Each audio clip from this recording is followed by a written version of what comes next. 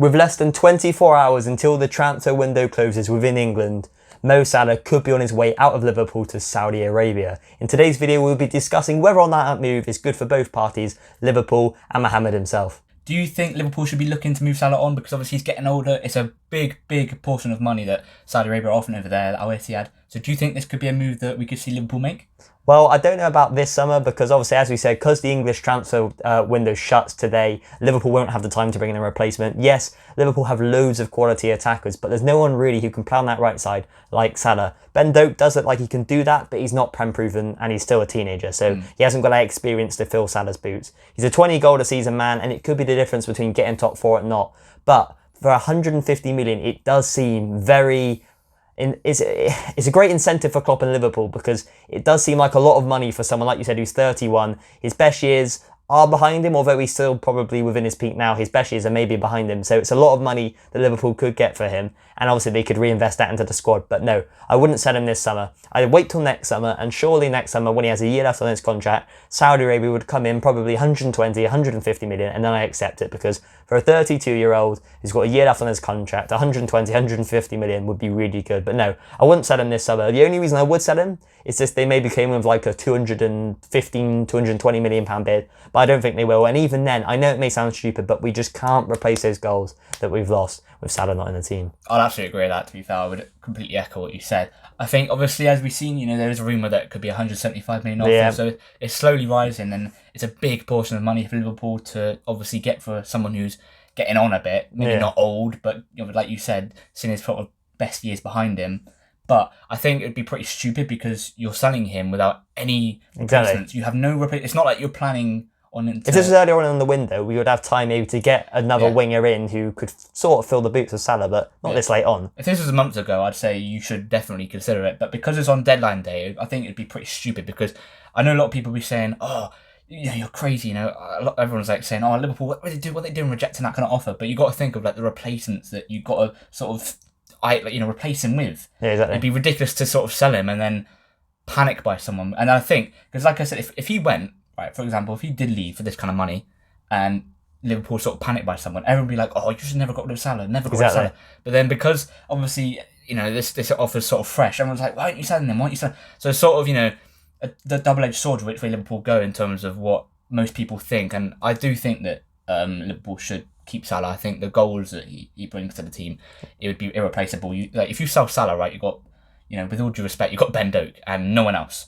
And Ben Doak's not proven in the Prem. Exactly. And not only do you have Ben Doak, who's not proven, you have no one to replace him either. Like absolutely none of the other wingers in our team, like Diaz, Jota, Gakpo, none of them really have the ability to play on the right because none of them can cut inside on their left foot.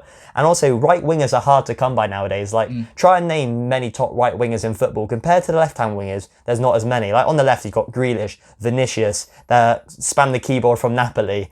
You've got loads of top... Yeah, Son, Martinelli, Rashford. Whereas on the right, you've got players like Saka, Salah, and then you start to think, where are really the top-class wingers around Europe? There isn't many on the right, so I think we must keep Salah this summer. Like I said, next summer is when I would be selling him, potentially, if we did get the offer right, because he'd be 32 then, and if you're going to get in excess of 100 million for a 32-year-old, I think you'd be pretty silly to say no, but make sure you have his replacement ready to go or lined up so then you're not without Salah for a prolonged period. I think people are sort of forgetting like how important Salah is to the Liverpool team. Like, he's just not some 31-year-old guy who's had a decent career. Like, this guy is he's arguably still our best player in the team, isn't he? He is. I'd say he is, to be fair. Apart from Alisson over the past year or so, he's been our best player. I would agree with that as well. And I think people sort of need to realise that this isn't some random 31-year-old that's playing here. Like, we've got one of the best wingers the Premier League's ever seen here. Yeah. So Liverpool shouldn't just be letting him go because... And he's still one of the top players in world football, isn't he? Yeah, exactly. Just because he's 31 years old doesn't mean he should just be